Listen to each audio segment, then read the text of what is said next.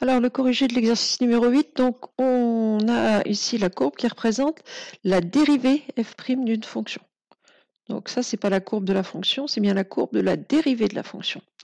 Donc première chose, il faut faire le tableau de signes de la dérivée. Donc,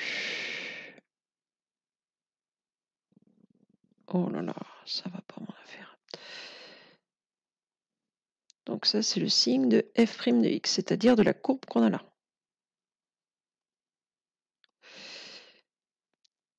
C'est vraiment pas joli. Alors, je vais de moins l'infini à plus l'infini.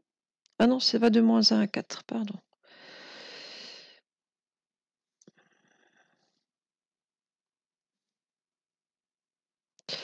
Donc, le tableau de signes de ma fonction. Donc, ma fonction, elle est donc, positive en haut et négative en bas, évidemment.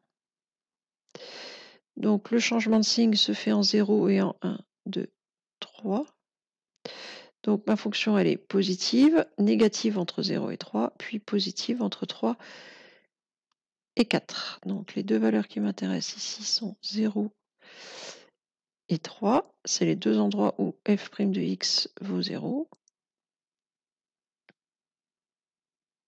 Et donc, elle est positive entre moins 1 et 0, négative entre 0 et 3, puis positive entre 3 et 4. Et ensuite, il faut en déduire le tableau de signes, le tableau de variation, pardon, de f.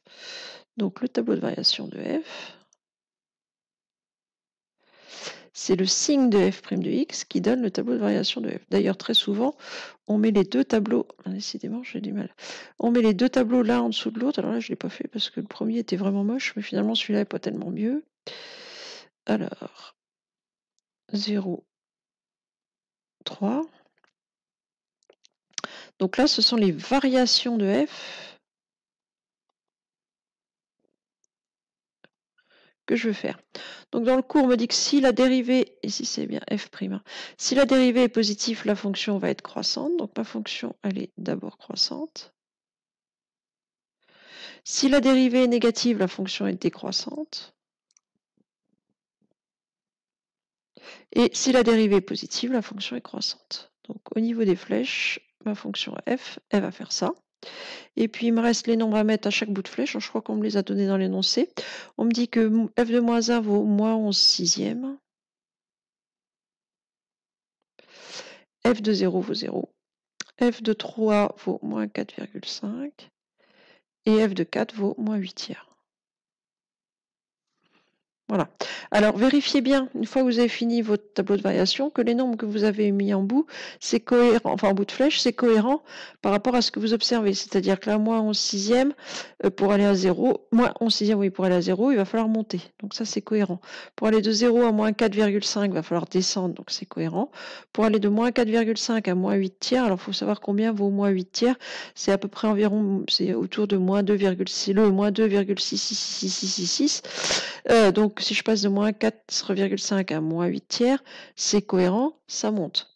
Je dis ça parce que très souvent, on voit des trucs, quand c'est faux, hein.